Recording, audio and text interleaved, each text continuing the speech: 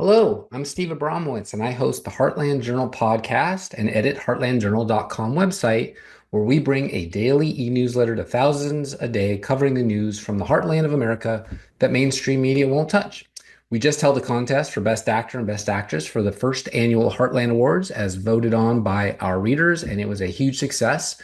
4 years ago, I took over the Mill Creek View, Washington hometown print newspaper and turned it into a website and podcast that now covers the whole country to honor the paper's founder, Fred Philbrook, 82nd Airborne, who died during COVID and left it to me. I hope our work makes him proud every day.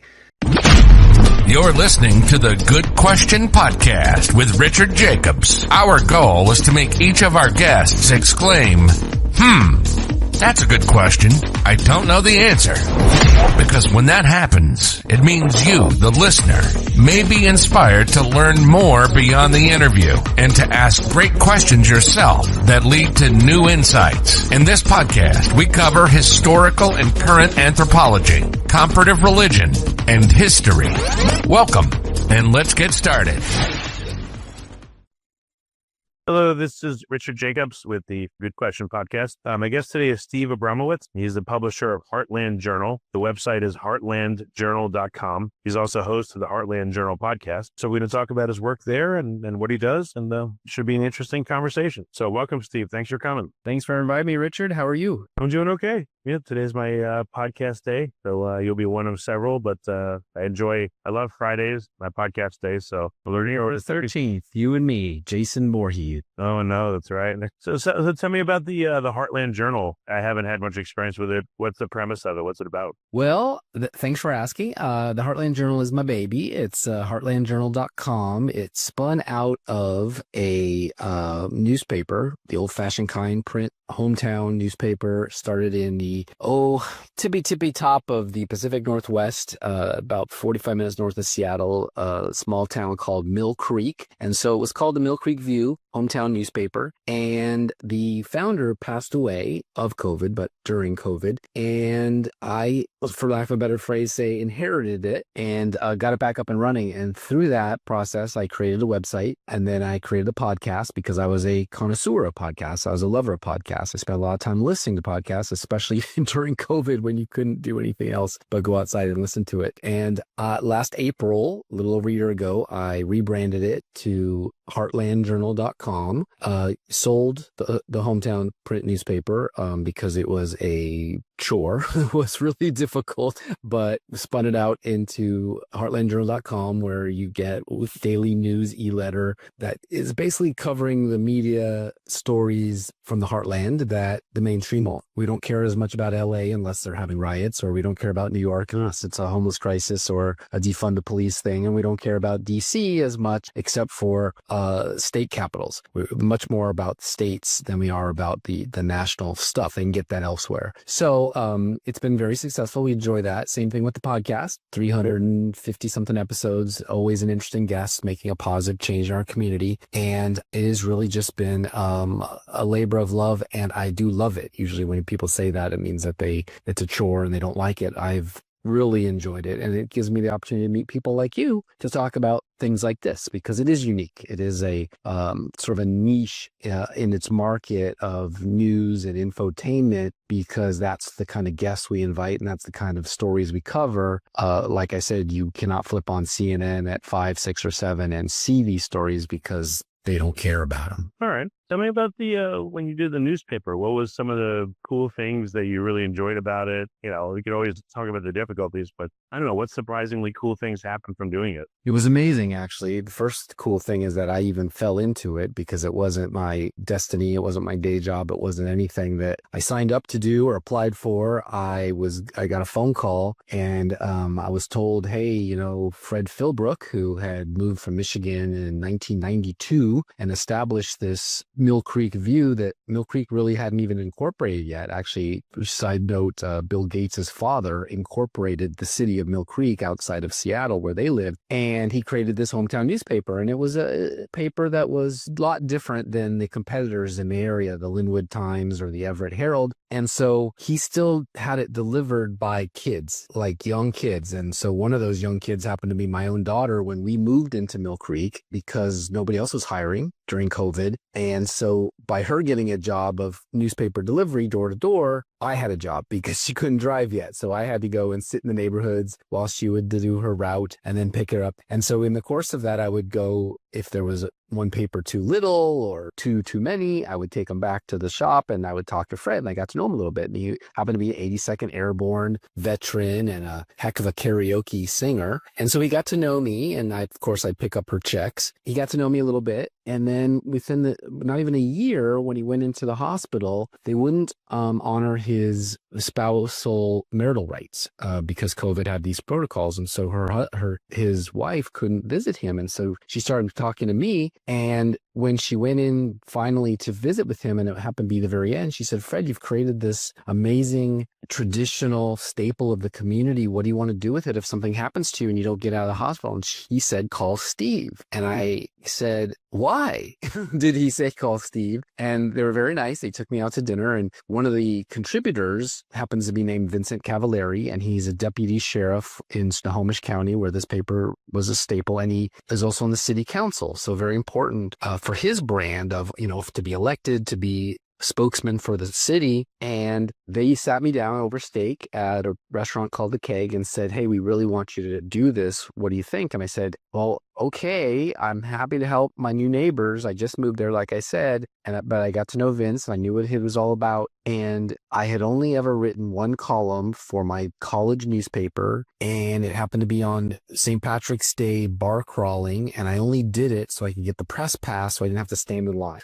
But I said, okay, but I know a thing or two about business. And I think I could probably do this just for one reason, to keep the kids employed, because I thought that was so wholesome, so Americana, so wonderful. And we did it. And so I said I would do a tribute edition for Fred, which was it had, when he was sick, it obviously was on hold for, let's say, 3 or 4 weeks. I'd do a tribute edition for Fred, and then I'll get it back to its regular scheduled rotation. And that was 4.5 years ago. So I did it, and I kept going. I liked it so much. I started writing my own column. I started, like I said, the website so people could see more timely news instead of, it was a once every 2 week paper, by the way. And so instead of being once every 2 weeks, it was every day. And the podcast, because there were a lot of voices in the Pacific Northwest that were not being heard leading up to that election. And if y'all remember that, it was pretty contentious election, midterms of Trump's first term. And so that gave me a lot of access to folks that Seattle Times, Cairo, these local channels, they weren't going to talk to them. So I did. I said, sure, I did. And so we had a great little niche again to spread the word. And I used to read the newspaper in the first half so that it could spread a little further, get into the Linwood Times neighborhoods and, up there into Everett Herald where they don't get it because we couldn't deliver by kids door to door up there. And yeah, like I said, it was phenomenal. Then I moved to Tennessee for a whole nother set of circumstances, but I was still running it from here. But I realized that I just couldn't cover the local flavor from here. It didn't make any sense anymore, even though it was an opinion paper. But they did have, the city hall, the news that comes out of there, the local police blotter, the 4th of July parade upcoming, to advertise this. And I just couldn't do it anymore. So I gave it over to another entity that's still doing it to this day. Same mission, keep those kids learning responsibility, earning a couple bucks, getting a job that you can't do. You can't work at McDonald's if you're 8, 9, 10 years old, but you can deliver papers. And moved to heartlandjournal.com, who you're basically interviewing me, representing now today. And that's been over a year plus, and it's just been great. The subscriber growth has been amazing. We just did our first annual Heartland Journal Award that I was motivated to create for all the subscribers and non-subscribers to vote on their favorite candidates of the contest: best actor, best actress, best female singer, best male singer, because the CMAs, the big guys, canceled theirs because of budget cut. So I said, well, that's not, you gotta honor these artists, for their hard work, and we all love them and we want them to continue on. So let's do our own. So we created our own statuette, beautiful, made in Amish country, that will be hand delivering to the 4 winners. And we we got a lot of votes and people forwarded it around and did it. So it's basically living up to its name, Heartland. It's covering the Heartland. So what's, I don't know, what sense do you get of your local community because you do this? You would probably have a very different sense than most people that live in a place. I do. So by converting it to Heartland Journal, I basically decided to go national because we will cover Wall Street. I always like to say it's the Heartland Journal, like the Wall Street Journal, only everywhere else, but we will. Same thing with LA and New York. We will cover the major media markets if something happens, but primarily we're covering, say, Wyoming or the fires that they had there or this new spill that just happened in Ohio. You don't hear that on the evening news, shockingly, but that's very, very important. And so I'm trying to fill in that void of lack of news. And so what I discovered is that that's what people are very hungry for. And so it's spun off into some music production. It's into a TV show that's in development that's very Heartland-ish that can't get picked up by, let's say, Warner or Netflix. It's movies as well. Some actors and actresses that Hollywood doesn't want to hire anymore. Either they're too old, their politics is wrong, they don't fit the casting that they're looking for. So we're looking for projects that are great, but just can't get made. But we don't want them to be like Hallmark Channel where it's kind of, hokey and low budget. We want to do some good stuff. So that's what we've learned is that there's Yeah. I mean, I can see all these players, they're right, they'll get airtime, but how different is your perspective versus the perspective people get from national news? Like the stories that you guys cover, I don't know, I would say they're just as important, but is the world totally different in how it looks based on what I would hear on your news versus the major news? Sometimes I think the answer is yes, because not just natural disasters and such, but when you see like the chemical leak prompts entire Ohio town to be evacuated, that's pretty important. I didn't hear that on MSNBC, right? So where else are you going to get it but here? Now, we don't get down to the level of sports scores at the local high school or, maybe the city council race. But if I see something that looks like it has national repercussions, I'll do it. And so one of the interesting things for me, I don't know if you've been following this, but a lot of circuit court judges have been making some pretty powerful national injunctions, which is basically like somebody who's not supposed to has been passing laws that tell like the president of the United States what he can and cannot do. Well, right. Those circuits are local markets that are not always the Ninth Circuit, which usually gets the headlines, which would be California and Oregon and Washington, right? So if I see something from the Sixth Circuit, that's Ohio, Kentucky, Tennessee, where I am, I can report it because it has national repercussions, but you're not going to see it in the LA Times. You're not going to see it in the New York Times. So I'm not saying that they never do it, but they don't do it as often as I do it, which is every day. So when I see something in Virginia, if I see something in, U.S. Department of Education notifies Columbia University a creditor of Columbia's Title VI violation. Well, you're not going to hear about that on Channel 5, So I find it to be a angle or a perspective that is important, national implications, only not covered by the national news.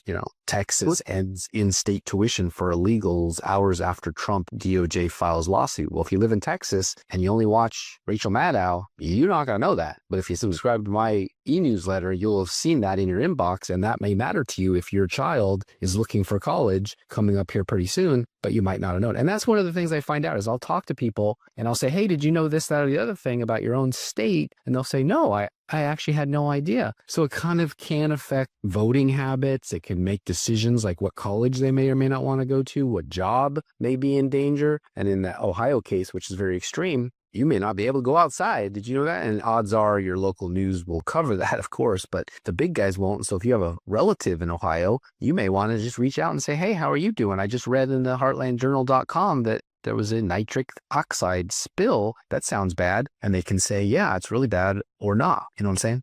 Do you see that politicians are paying attention to what's on national news or paying attention to the stuff that you cover? Like, do they know even what's going on in their own state or their own, caucus area? And do they care? Or do they just seem to just follow the big news on or the national stuff, that's covered on the big channel? I think they do. And this is how this all started. So when I was in Washington State, it's a very liberal state, no question about it. Just look at their voting record. I'm not judging. And the Republicans, who are a minority party there, did not get any mouthpieces, then it didn't get any press coverage during that election I mentioned. And so where else were they going to go? They come to me. So what they knew about me, because they knew that if they wanted to be heard, even in their primary, when they were fighting against each other to figure out who's going to take on the Democrat in the big show. So when I brought that here to Tennessee, I had experience and practice and all the doors open. So same thing, only this time the majority Republicans are also not being heard by their local media because, let's face it, is very liberal. And the Tennessean, for example, you would think like, oh, Tennessee, red state, they probably have a very conservative-minded media. No, they don't. They do not. They're owned by folks who are liberal-minded. So they come on my show, and I've had people all the way up to states, U.S. Senator Marsha Blackburn,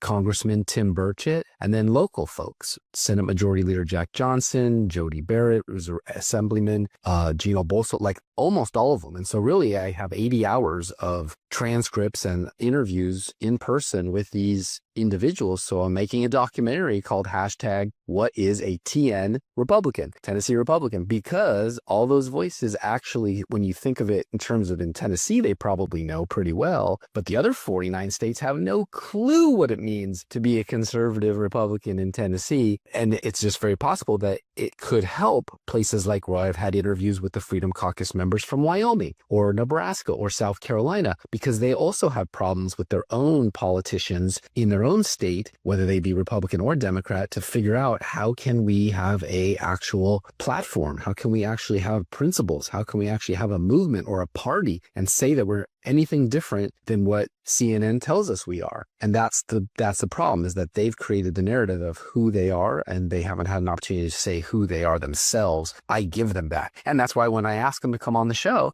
odds are they'll say yes, because they understand that it's an environment where they actually can voice their opinions. I've had plenty of Democrats on, don't get me wrong. I'm just trying to give you an example. But when you start talking about the heartland and those state house issues, taxation, regulation, property taxes, clean water, fluoride, these type of things, you'll never hear a DC congressman go out in front of the cameras at CNN and talk about that back home. They only talk about big issues like the Iran-Israel fight, or, you know, whether the National Guard can be used in LA when Gavin Newsom doesn't want it and Trump says yes. You know, that's what they always talk about. The one little 500 people ruling all of us. Whereas I want to talk to the folks in Nebraska or Utah and say, why did you decide that you did finally want to take fluoride out of your water? And you'd be surprised. They'd be like, nobody's ever asked me that. I'm like, well, yeah, that's pretty important. 88% of the state of Tennessee drinks fluoridated water. They may want to know that California, the NIH said it's bad for you. Don't do that anymore. At what level do you see people work for their constituents, and at what level does it appear to drop off? And this is my perspective. I think, I don't know, pretty much most of the people in Congress just are there for their own enrichment. They could give a rip about what happens in their home state and home area. There's a lot of that. And I will cover it. I cover a lot of the frauds and a lot of the folks who get actually busted for this. You know, sometimes the FBI will bust somebody, but here's what I've learned. All right, ready? And this is state, not federal insider trading and all this stuff. Of course, they go in with $200,000 of debt and they come out $20-30 million. I mean, we've documented all that. It happens. But at the state level, it's obviously, they talk about the good old boy network and the backroom deals and this, that, and the other thing, and which developer is doing this and that. Yes, but here's what I've learned that's, you know, less accusatory and more like science-based. The very first term they go in there as a reformer, they listen to their constituents. They ran on something that the constituents wanted. They give it to them. They're very, very vocal that first term in office. The second one, it's about 50% their constituents and 50% the lobbyists who go up there and talk to them every single day, take them out to bourbon and steak dinners, you know, start whispering in their ear about leadership positions and committees and all the wonderful things that they could do while they're there anyway. By the third term, they're 100% all. You never hear from them again in your hometown. They stop doing town halls. That's what I've learned. Oh, okay. And that's pretty universal. Well, the two polar opposites, Washington State and Tennessee, is all I can speak to from the ground level where I've seen it. Yes. And so when I interview folks like the Wyoming Freedom Caucus chairwoman, who they flipped their entire state house from, let's just say, conservative rhino to Freedom Caucus controlled, that's who they knocked off. Or if you watch the school vouchers fight in Texas, 77% of the folks up for re-election who voted no on school choice lost their primaries to a conservative member who said that they were for school choice and won their election, and then they just got finally school choice. Well, now you got to keep an eye on those people because they won their first term listening to their moms and dads who wanted it. Now what will they do now that that's over next time and then the time after that? And if that pattern continues, like I said, well, it's business as usual. But if they actually go there and say, oh no, I'm Mr. Smith goes to Washington, I will forever only vote the way my constituents tell me, even if leadership brings all the pressure to bear and I just can hold the line, great. That's a good politician who may want to seek higher office, but that doesn't happen very often. So perhaps term limits might be a very important tool to limit this behavior, at all levels. Term limits would be great because in Tennessee, for example, these guys and gals, they come from very far away. Tennessee's a very big state, 2 time zones, 95 counties, and they only get like 30 grand for the whole session. And the session goes from January to April. So it isn't even a full-time job. So everybody up there has a different job. So the temptation to say, oh, if I voted this way, that would be great. It's there. I'm not going to say it's impossible. And the devil's always like whispering in someone's ear. So there is there, but a term limit would be interesting to see if it changes that, but it's not perfect because they get paid a lot of money to be lobbyists once they know where all the doors and bodies are buried, right? They can just stay up there and work full time at the better job that pays better to be able to serve those steaks and whiskey drinks instead of accept them. There's that. And they will never do it because every single legislature in America, all the way up to U.S. Senate and Congress, they have to legislate it for themselves. And so 51% of them are not going to say, sure, let's change the Constitution and put in term limits because we are so corrupt, we are so dirty, so bad that it's the right thing to do. They'd be like, but I'll also cut off my nose to spite my face. So I don't know. It would have been nice if the founding fathers would have just figured that one out and did it themselves, but it's not there. And I don't see self-correction happening anytime soon. That's why you have to wait for a big scandal to erupt and the feds have to swoop in and somebody's put, $100 bills in their freezer, or that one guy who just went down from New Jersey who had gold bars in his underwear. Like, it has to get so bad before they can actually say, we can't defend this one. You got to go and between now and then. So yeah, term limits would be nice, but it's wishful thinking because they just won't do it. Have you ever heard of sortition? Sortition? Using, it's like semi-random choice, elected representatives or positions of power. It wouldn't be completely random, but, let's say you're in an organization and you throw your hat in the ring and, someone is chosen as random from a pool of people that have thrown their hat in the ring instead of, they're winning an election, let's say, and they would have a term limit and all that. And it's a very unusual concept, but it might be something that's, you want to look into. Again, it's called sortition. It's like a very different way of running an organization. And there may be a couple of organizations in the world that kind of run on it, but it's a very unusual concept for you to consider. It would be. I'm not a big fan of things that aren't direct choice of the voter, one man, one vote, so to speak. And so like these ranked choice voting that happened in Alaska, I'm not a fan of that. I saw them trying to put that in Seattle, and they were smart enough to realize that didn't work.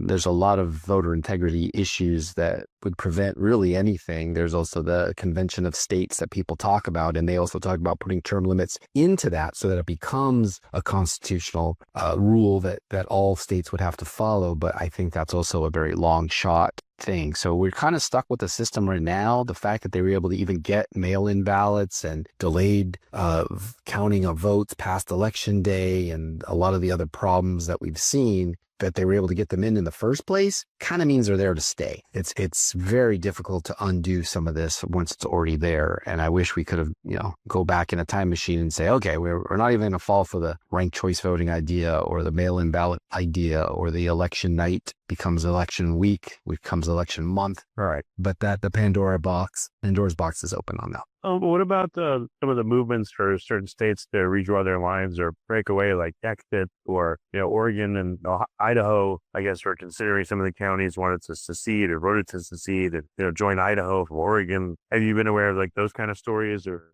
dealt with them at all? Absolutely, yeah. Greater Idaho is supposed to carve out the most conservative part of eastern Oregon and Washington to become this big beautiful state of Idaho, which is not as conservative as you might think. And I know this because I cover it. It's one of my states that we want to, highlight that doesn't get a lot of news. Even the former governor of Washington State, who was responsible for a lot of the damage done, is moving to Idaho as his, retirement space. So I'm well aware of it, and I love it, and I like it because it's grassroots. I think anything grassroots is fantastic, but I have to remind people sometimes we fought a civil war over this, and that was ugly, and it was the worst time in American history, actually. I don't like studying that time period much, but I do know all about it. The federal government doesn't like the idea of any parts of our country pulling off and doing something independent like that, because we are a federal government and they all signed the Constitution Pact, and even the states that were admitted after 1776. So I just wish what they would do is they would fix their state houses so that Oregon can be the wonderful state that it has always been, and Washington can always be the Washington state. But because they let one party rule it for so long, they drove it away from the original intent, which was to basically serve and protect their voters, their constituents. And so your only real choice is to move. Like me, I left Washington State and I moved to Tennessee because I chose that to be the place I wanted to spend the next era of my life. That is probably the best way to do it. Then you stop paying the property taxes and you stop paying the sales taxes and you stop paying, you stop paying into that system that you may strongly disagree with, whether it be religious reasons or economic reasons or cultural reasons, whatever, because we are such a diverse country. I'd much rather see that than all of a sudden we're redrawing lines and then we go from the 50 states to the 500 states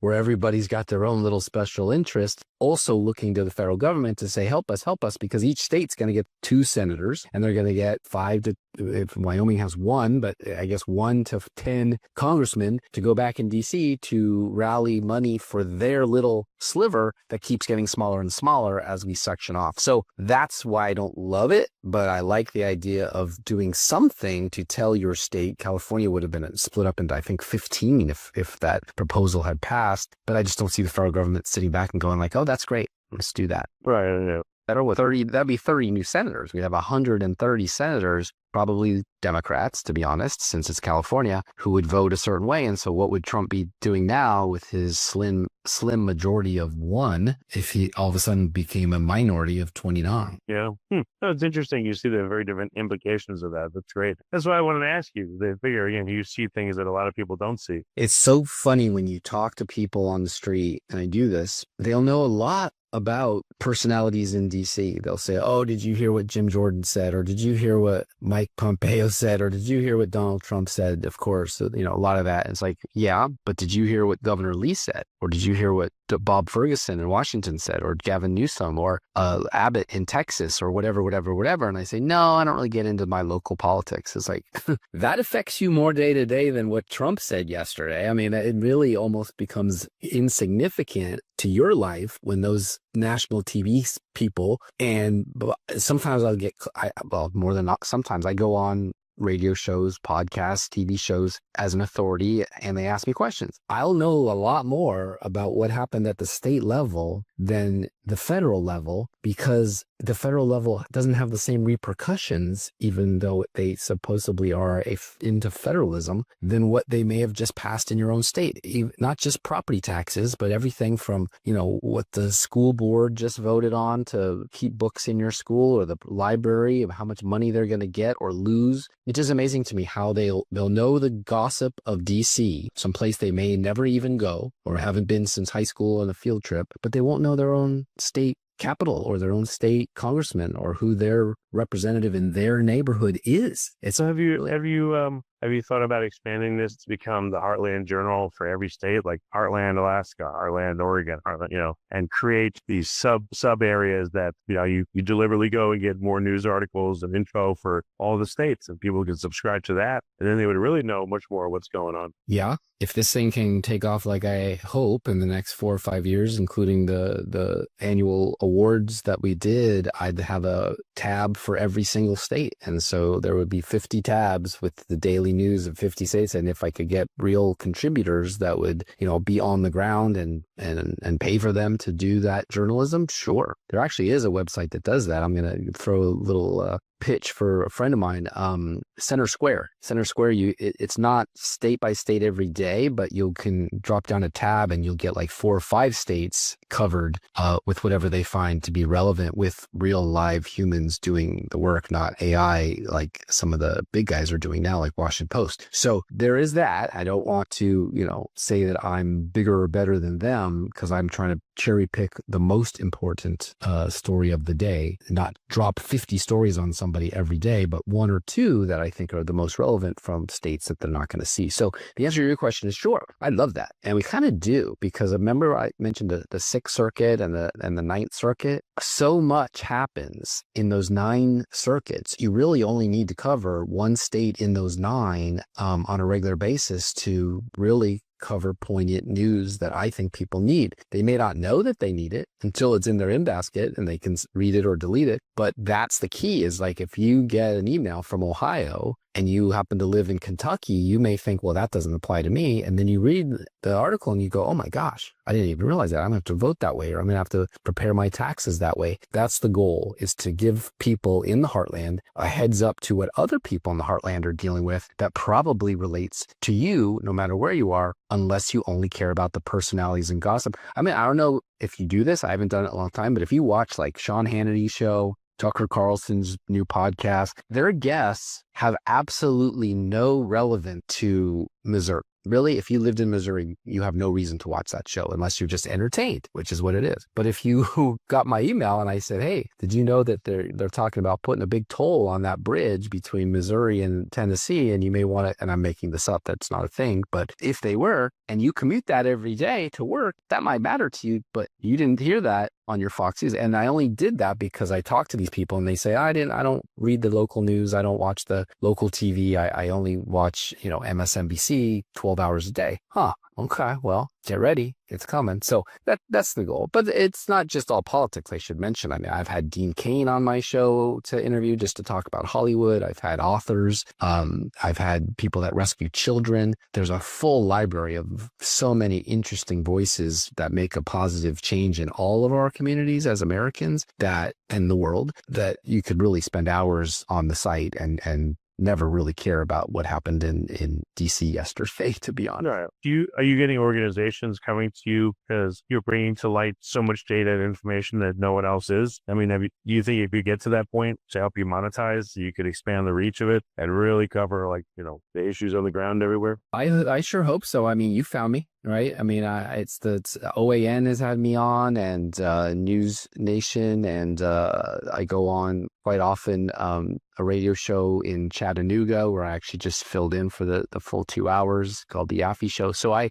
do get called up to be an authority on certain things, and I do represent the company name, the Heartland, so they know they're not bringing me on to talk about the SALT 3 program that's going to be, the Reagan legacy about missiles in Russia. It's going to be about what are I hearing in the Heartland that people really care about, all those voters, the 150 million voters, not just the 70 they talk about who got the president elected. So yeah, and I do hope that it does continue to take off, and that it does keep entertaining people and informing people so that they can they can prove the concept that I'm running with, that they really want this type of news, not what they're getting. And it goes back to when Rupert Murdoch when he first came to America from Australia, the 3 networks all that existed, ABC, NBC, and CBS. And so if you wanted to tune into the nightly news, didn't matter what channel you're tuning into, it's the same stuff, right? Then he comes along and he says, hey, half the country doesn't really agree with Walter Cronkite and these guys. They have a different opinion. And this would be more like the Heartland folks, the people in the middle of the country who really don't care about what happened in LA, but it's interesting. Then all of a sudden he basically took over half the market and became a billionaire. So in the last 40 years, they've gone back to this. There are so many channels, but they all have one opinion, one narrative, one talking point. It's the same. It's like Twitter, watching what trended yesterday and doing your show tonight on that. Well, I already know that. I was on Twitter. I saw it. So why do I need to hear what Rachel Maddow thinks of it or whoever else? So I'm hoping that they'll say, hey, we haven't checked in on Steve today. Let's go see what happened in a place that I don't actually live, but we're all Americans. So it's probably an important story, or else he wouldn't have bothered to put it up there. And then, of course, every Friday I write my own column, which I really want people to read and understand, because that's that's where my authority comes from. And that's where I'm able to say like, hey, have you thought about that issue from this perspective? Yeah, it's all well and good that, Ford just reported great earnings this quarter, but what about those layoffs in wherever that, you kind of need to know that like, oh yeah, there is actually consequences on my street, not just 1,000 miles away. So I would love it if it got picked up and distributed with a bigger server and a larger email list and just went all over the world and became the next big thing. But right now we're just doing our best to meet the deadlines every day and keep people interested and come up with ideas like that contest I told you about so that famous people will know that we exist too and maybe endorse it or come. Oh, I should also mention too that a lot of the networks, unfortunately, can only cover certain parts of the news because their sponsors want them to and don't want them to, right? You're never going to see on CNN or MSNBC probably a very big expose on Pfizer. You just won't because they pay for it. And why would they do that to themselves? And I get that. I don't take advertising money. So if I want to put out a story about Pfizer, they can call me up if they want to, but I am not told what to say or what not to say. I shouldn't probably pick on one particular company. It could be any company, but I don't take advertising. I don't advertise on the podcast. So I'm not one of these shows where you have to hit fast forward every 45 seconds on the show when they come up to sell you a pillow. I have independence in that way currently. So if the time comes when somebody comes to me and says, we'd love to expand you, we love what you're doing, we think you're right, they do want this news, let's do it. I'm going to be very specific as to who I would ever do that with, right? I'm not going to do it with just anybody because all of a sudden the whole flavor has changed and then it's not what I created. It's not what Fred created as his legacy. So, which I'm now responsible for. So that's a long way of saying it's free for now so that I don't have editorial interference from anybody. I just get to do what I think the people want to hear. No, that's great. That's great. I guess last thing, what does the future of Heartland Journal look like in the next, let's say like 3 to 5 years? Where do you think it's going? Well, I should also mention I have another show called Turning the Page with Nova Page. Nova is this wonderful woman in Southern California who covers a different type of stories than I do. So we have a stable of podcasts. So I anticipate having maybe 10 over time, not me as the host on all of them, just my own, and then 8 more, I guess you'd say, assuming she decides to keep going. It's fun, but it's tiring. I want to have a heck of a lot more subscribers, if we can get up there in the 10 million subscriber base by word of mouth, where you like it, you forward it to somebody, they like it, they subscribe, they forward it to 10 more. So I'd love to have a 10 million person database of people reading the news every day and listening to the shows as well. And then we have our side projects like the movies, the TV shows in development, the music that we're producing, including the award show that I think in 5 years you said we'll probably have that televised because it should be a bigger thing every year. And if those 10 million subscribers also vote, then we're going to have much bigger participation to help them sell their music and make their movies and do all the wonderful things we want to do. So I do see a lot coming from the media company itself, Heartland Journal LLC, and there are things in development right this very second that I shouldn't probably speak to because if it didn't happen, that would be embarrassing, but they're very exciting and they are all driven towards expanding Tennessee as the heartland entertainment capital of the country, if not world. So I work very closely with the government of Tennessee. A lot of these people I told you have been on my show to move the ball forward to make it a destination location for film making and television production making as they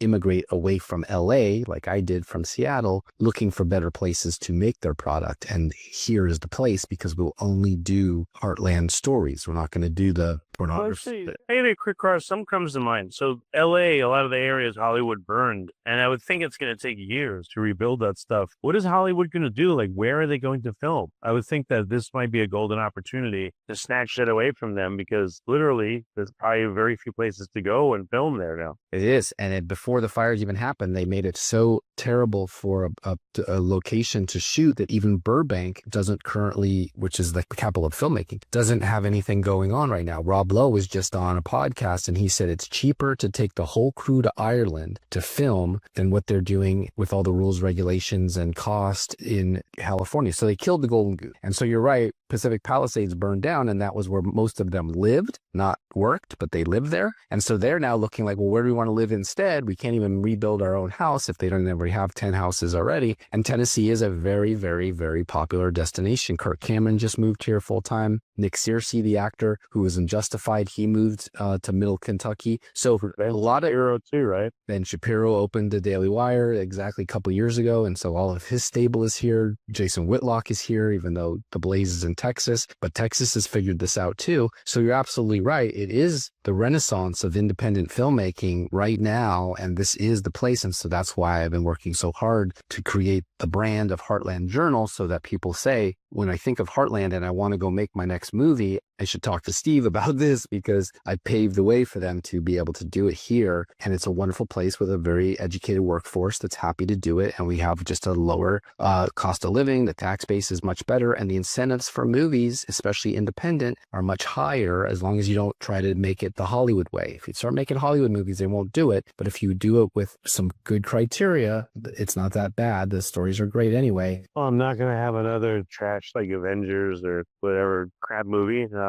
So Georgia did that, and they will do that, and that's fine. Georgia is very good at that. But when it comes to the independent stuff, the good stuff, we want it to be special. We want it to be Tennessee Heartland flavor. Yeah, I'm just thinking it'd be funny if you had one of those shows called Flyover Country, and it poked fun at the coast, but you probably do. Well, we do have a TV show in the works called Crockett, and Davy Crockett is from Tennessee. And so there's certainly the opportunity to use this. We've had presidents from here, from Polk to Andrew Jackson. A lot of our military have come from Tennessee that ended up serving. We all are the volunteers. So no end in sight of stories to cover. It's just a question of how many of the A-rated actors and producers and directors want to do it here. And so my job has been help foster that, because we have Vanderbilt, we have Belmont, we have Lipscomb University, Middle Tennessee University, a lot of educated workforce here just dying to it. They're doing it in music already. You probably know that. Music Row is right there in Nashville, but all of a sudden they're trying to make it Hollywood East, and I'm here to help. That's what I'm doing. That's what I've been doing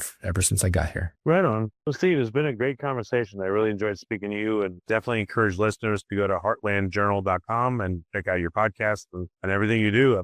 I'm really glad that you put forth all this news that's real news, not it's my own words, the garbage filler that they put on national news. So I appreciate you very much. Thank you, Richard. I appreciate your invitation. If you like this podcast, please click the link in the description to subscribe and review us on iTunes. Thank you for listening to the Good Question Podcast. Please email support@thegoodquestionpodcast.com if you have any referrals to great guests for us to interview. Visit thegoodquestionpodcast.com to hear more interviews. And please help us spread the word by rating and reviewing us on Apple Podcasts, iTunes, Spotify, YouTube, or wherever you listen to this podcast.